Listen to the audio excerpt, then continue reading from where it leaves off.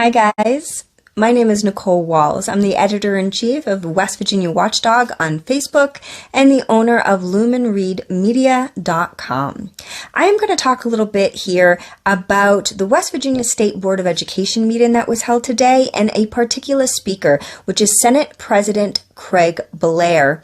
And if you would like the full recap of what happened at this Board of Education meeting, you can follow me on West Virginia Watchdog. That's West Virginia Watchdog on Facebook. And I will be doing a full recap for my viewers there later on this evening. So a little bit about myself first before I get into this. This is going to be posted in probably more than one part. There's a lot of things that people say about me, but brief is not one of my strong qualities. I will try to discuss this as quickly and as condensed as possible, but at the same time, I have a lot of thoughts and a lot of opinions of what was said, and I do not hold back on either of those. So please, if you like this video, watch the next one as well. I have attempted to go live on LinkedIn. I am not quite there yet for my privileges, but if you follow me and encourage others to as well, my live privileges will be instated, and I can definitely make this not in so many parts for you. So let's talk a little bit about what it is I do. I am a person. I'm a public education advocate. I'm a journalist with a degree in broadcast news from West Virginia University. And my purpose is to hold those in power, my elected officials, boards, councils, legislators. I want to hold them accountable for the decisions that they make and make sure that they are being transparent with the citizens of West Virginia. I believe that that is our right to have information that pertains to us and the things that they do. We put them in power and they do work for us, and therefore they should be held accountable for those decisions all the time. If they do not want transparency and accountable, they should not be in office. Any person who cannot take accountability for the votes or the things that they say when they are sitting in office has no business being in office. Own it if you're going to vote on it, and if not, then you already know it was a bad decision. So that is my purpose. I want transparency, and I want to be able to bring more information to the public, because I believe that an educated public, even on the small things, is a better voting public. They'll go out there, they'll vote, they'll think about things that matter to them in their every single day lives. They'll go out to the polls and they have the information in which to be an informed voter.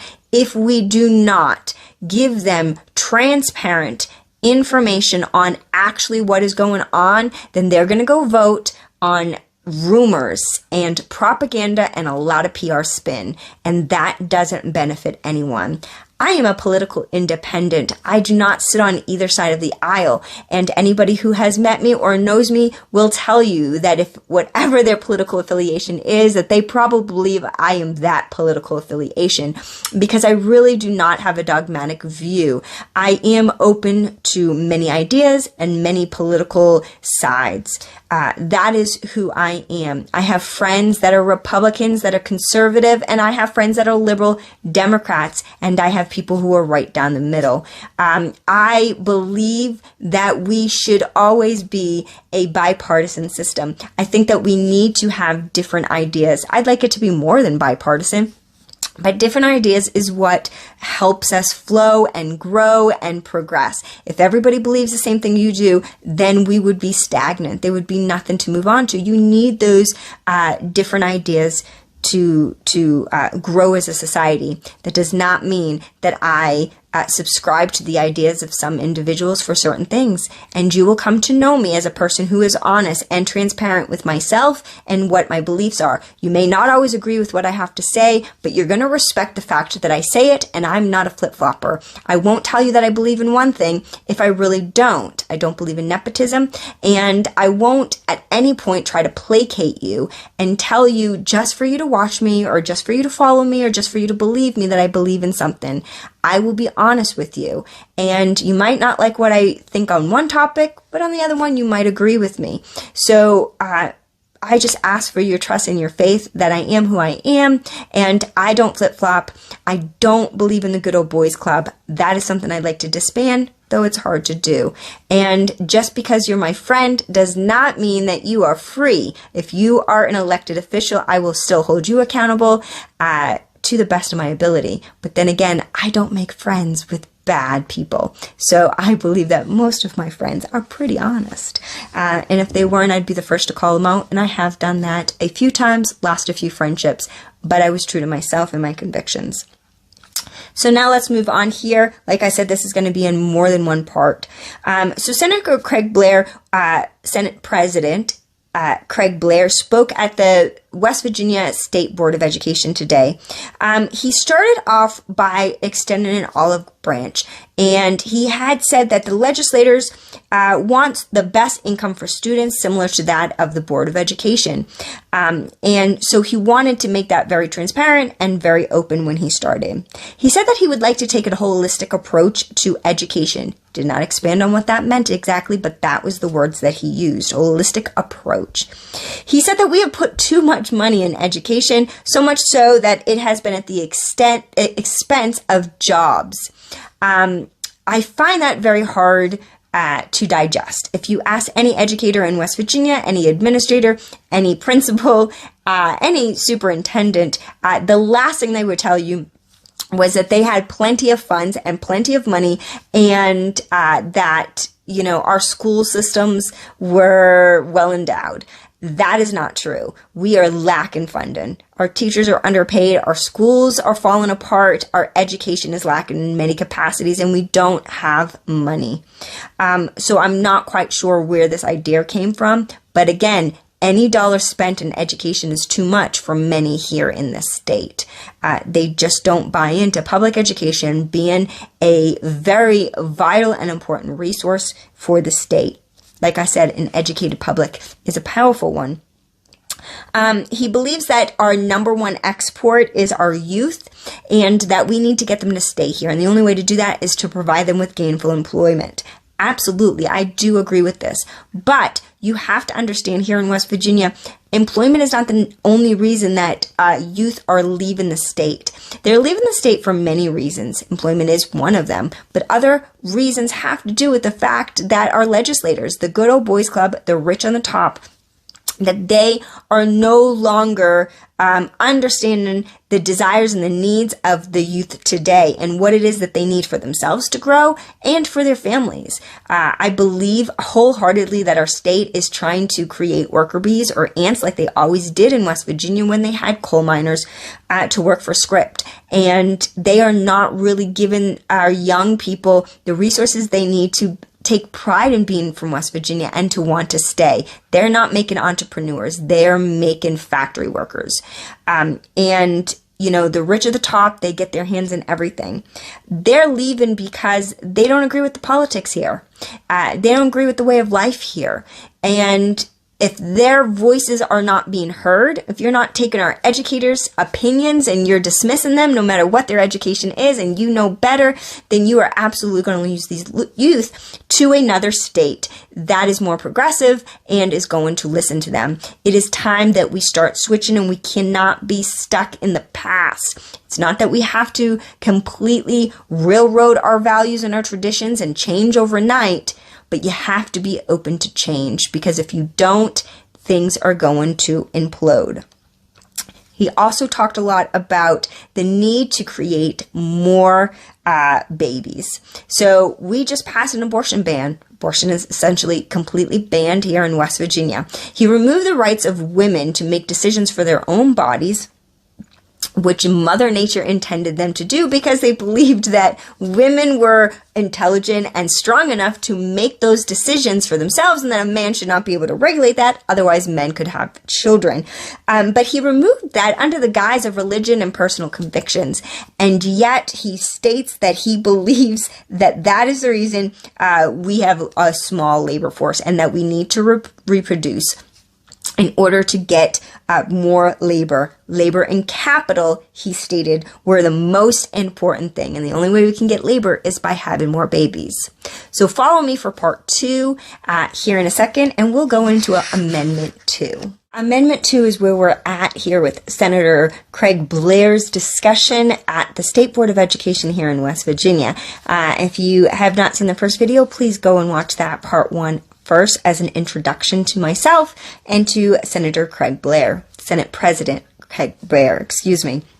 So he goes on to start talking about Amendment 2, and he discussed how Amendment 2 is not going to hurt any boards of education here in the state. He assured everybody that it was for the best for everyone and it was going to help them. This is a huge fallacy for anyone who is not aware of what Amendment 2 is. What it is doing is it is removing 27% of our personal property tax, and it is handing it over to the state legislators to decide what to do with. Typically, we would have kept that in county. That money would have gone to our Board of Educations, our fire departments, our EMS, our parks, for other things that we use at our libraries. And they want to take 27% of that and then allocate it to them for making the decisions of what to do with it. That could be anything. That does not mean that they're going to invest it back into our counties or into our schools or into our first responders that desperately deserve it. It could mean that they're going to invest it into other places, which is outside corporations, outside places. We already know that West Virginia does not invest in their own infrastructure.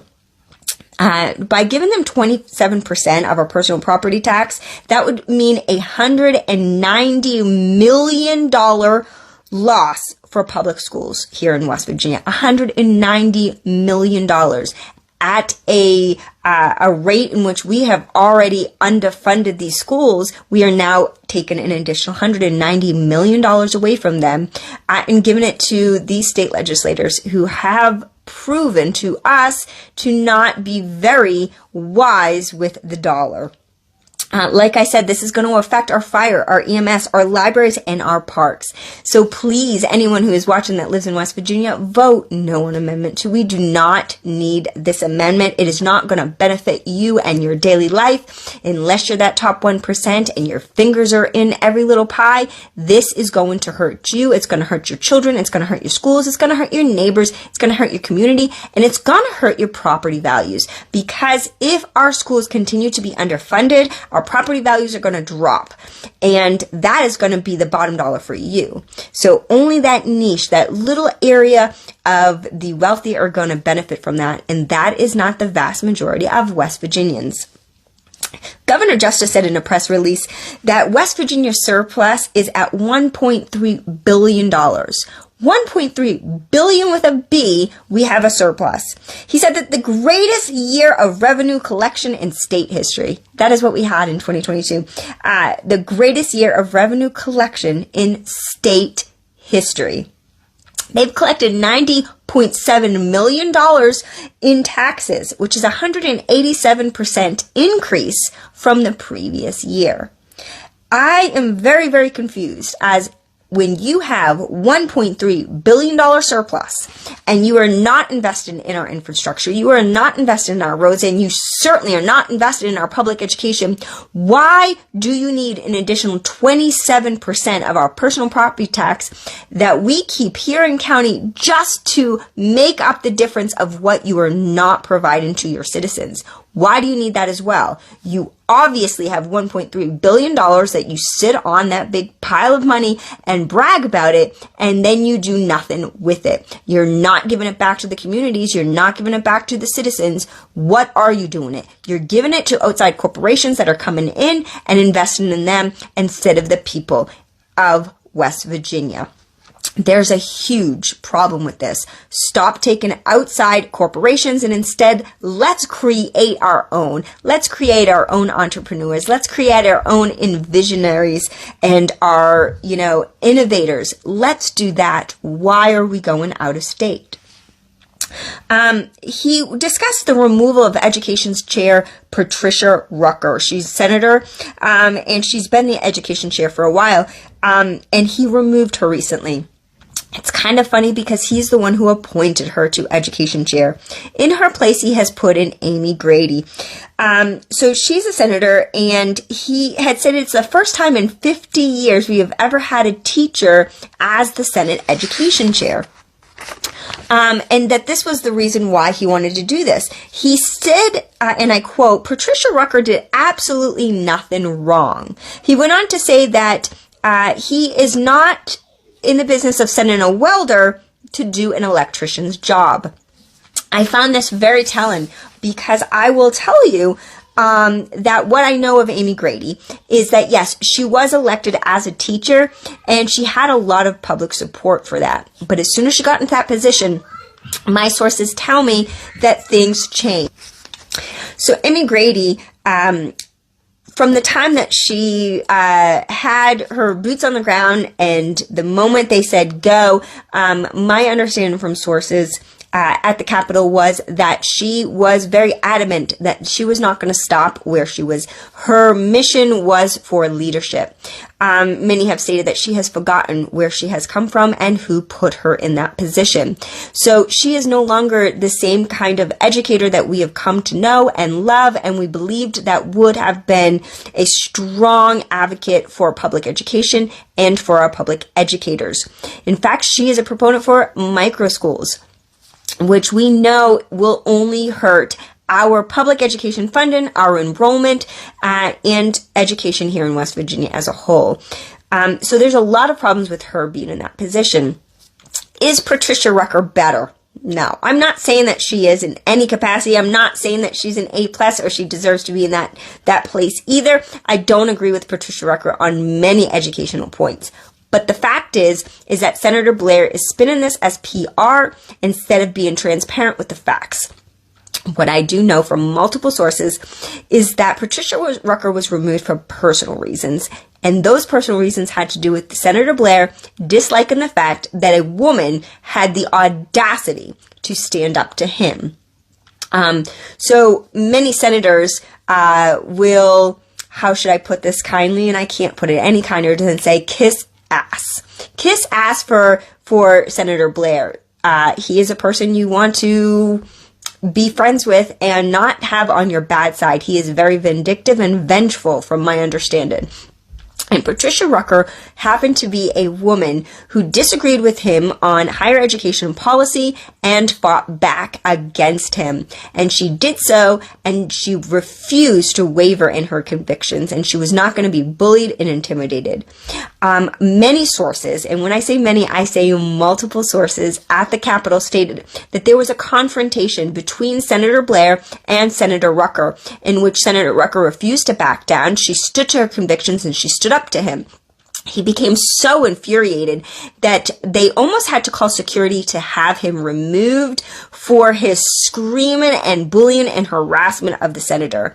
It was shortly after that many had stated that she was going to be removed as education chair, that they knew that this is Craig Blair's MO, and sure enough, 2 weeks later, that's exactly what had happened. She was removed, and the spun was that he just wanted a teacher in that position.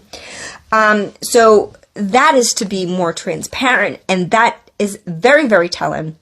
Like I said, I don't agree with everything that Patricia Rucker does, but I will say I am a strong supporter for any woman or any person who is strong in their convictions, who believes it for the right reasons because you truly believe it and not for self-interest, and is willing to stand up against any man or individual for what it is you believe because you know it's the right thing.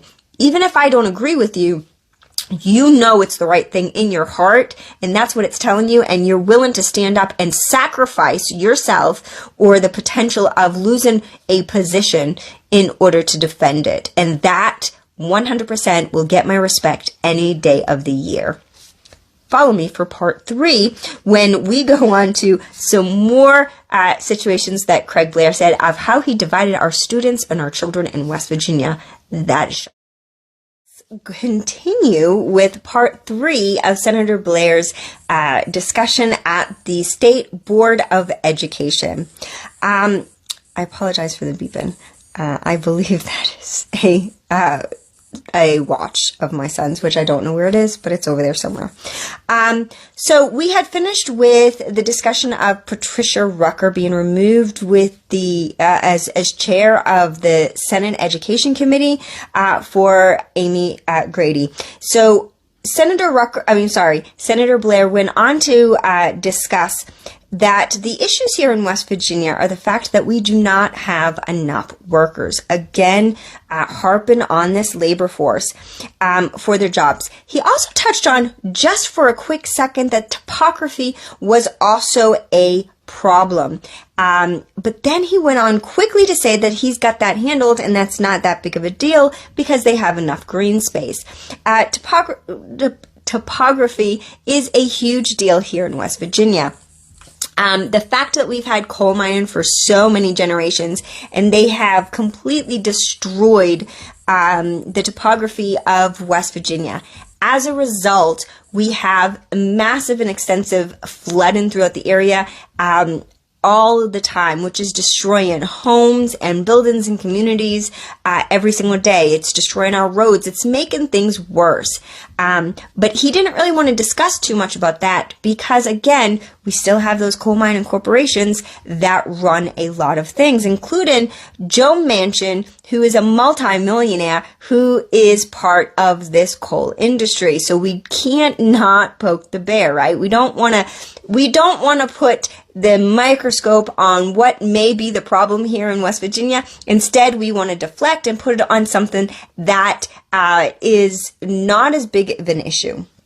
And he goes on to talk about that if anybody has any ideas on how to improve education, that he wants to hear them. He went on to talk about how he is probably the best senator for this and his door is always open.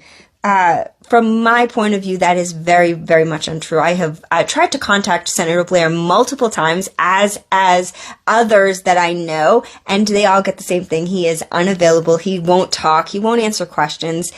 He doesn't feel that he needs to. So we go on to the three categories in which he divided children and students into. He talked about the academics, the smart kids, essentially. And he feels that they should be allowed to go to school for 12 months out of the year, and we should not stop them from doing so. He did not discuss how this was going to happen and who was going to teach them, because you don't pay your teachers enough and they're leaving the workforce. We don't have enough as it is. So who exactly is going to teach these children 12 months out of the year? We can't even get them to teach, for 10 months or 8 months or whatnot, however long that we are in school.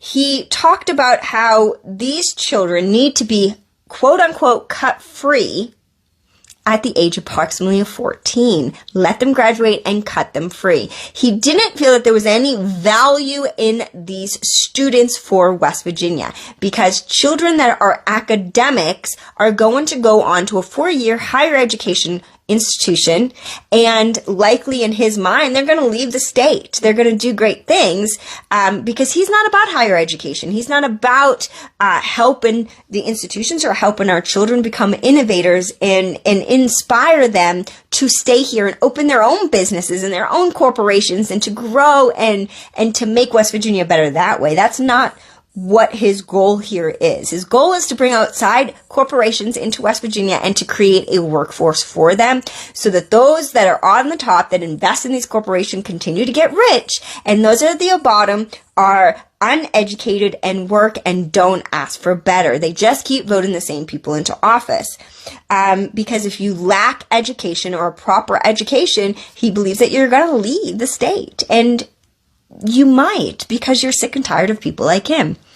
Luckily, we have some still great, amazing educators that are going to fight back on this, and advocates like myself.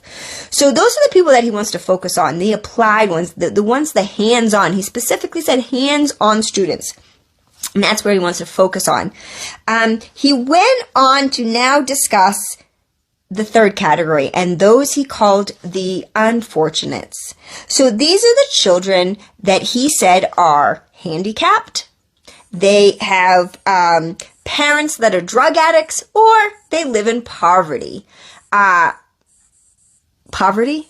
Our children live in poverty? That is the vast majority of children in West Virginia. According to the national standard, we are at the bottom.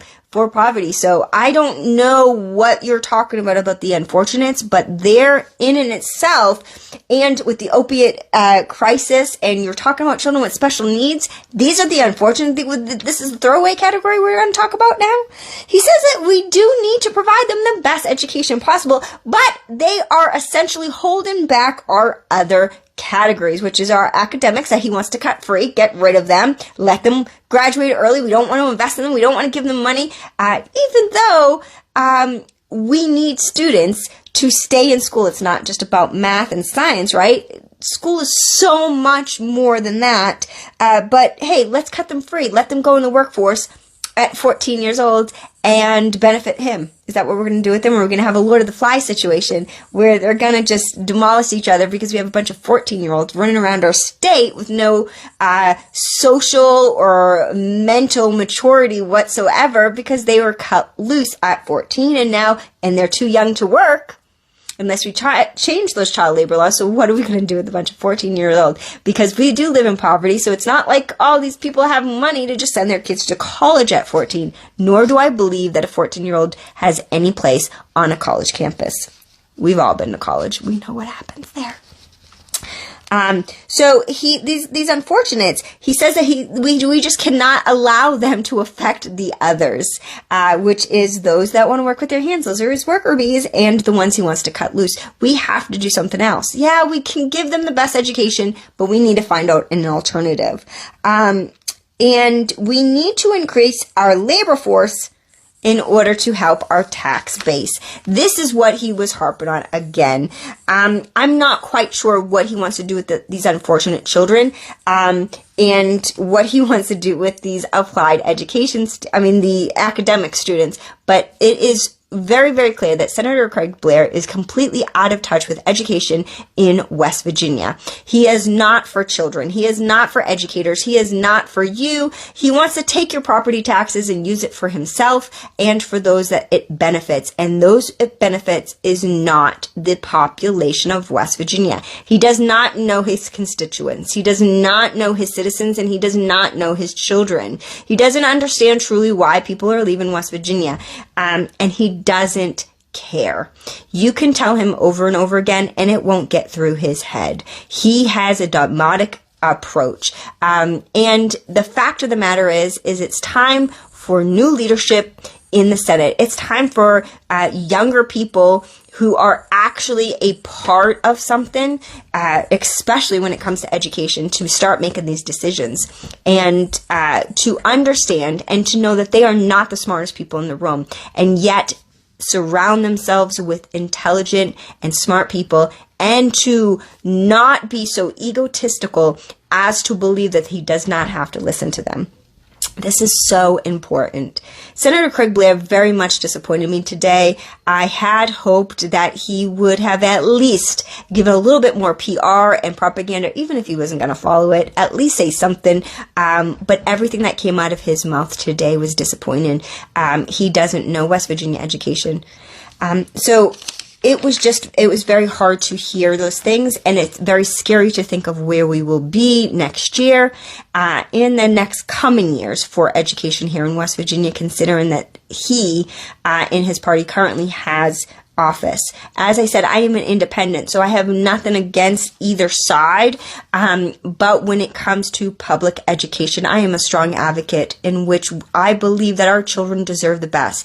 I believe that every child in the United States of America deserves an equal education across the board.